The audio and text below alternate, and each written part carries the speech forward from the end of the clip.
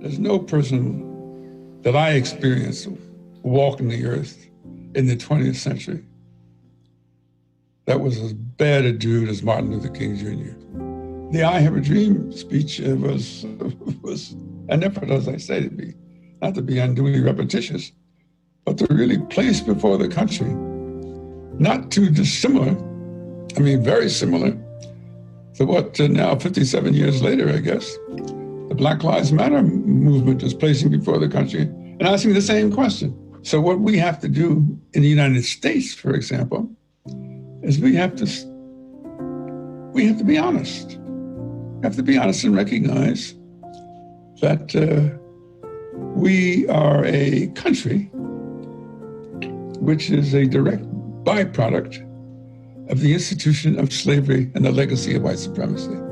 That's just a clinical fact. It's not arguable. And you can argue about, well, what are the consequences of that? But you cannot argue about whether that's what is the genesis of America. I watch television and tears come to my eyes. Why did tears come to my eyes? Tears come to my eyes and I said, oh my God, these are the children and grandchildren. These are my children and grandchildren. These are the grandchildren. These are the children and grandchildren of Fannie Lou Hamer, of Martin Luther King Jr., of Victoria Gray, of Ella Baker, of Bayard Rustin. These are the children of the generation that I worked hard in the civil rights movement, and I am so proud of them. A substantial majority of the persons in the Black Lives Matter movement are not black. They're white and other people of color, but blacks are a minority.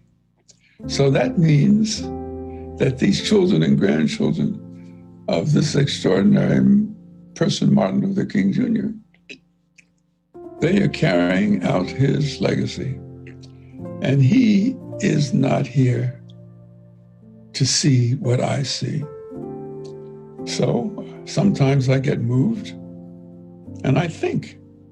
I know what he said when he said on August 3rd, the evening before he was assassinated, I've been to the mountaintop and I've looked over, and I may not be there, but I've looked over and I've seen. See, that's what he was saying. I may not be there, but I've looked at the mountaintop and I've seen the promised land.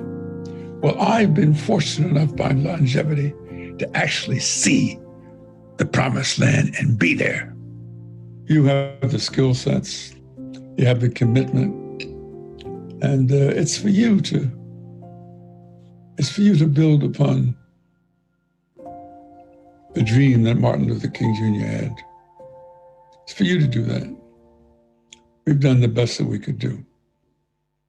As Victor Hugo, I often like to repetitively quote, more powerful than the march of mighty armies is an idea whose time has come.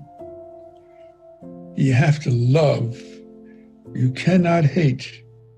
You have to love. You can love somebody even they can call you a name. They can call you a nigger and call you that doesn't matter. You have to love the people you seek to serve. Love is more powerful than anything else I can imagine. But one of the reasons I've been able to survive this long is because, first of all, I love myself to death because I think I'm the baddest thing walking the earth. The other thing, I love my God, and I love beautiful things. You gotta love. There's not a day I don't wake up in the mirror and look at myself in the mirror and I say, man, you made another day. You were one beautiful black brother. You know what I'm saying? That's the way I start my day. So, love, love, love, love, love.